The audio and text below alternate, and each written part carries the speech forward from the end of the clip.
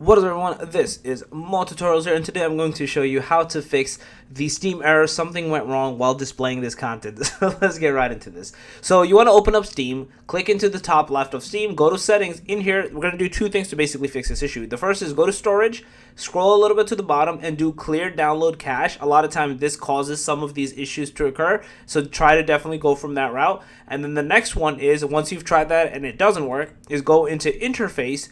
Under interface, turn off where it says enable GPU accelerated rendering in web views. Basically turn this off, and it's going to require a Steam restart, and then go from there. Once you do these two steps, restart your computer, restart Steam, you guys should be good to go now and not have this error persist any longer. So yeah, that's basically it. You guys just got to follow these steps and then go from there, and yeah, you guys should be good to go.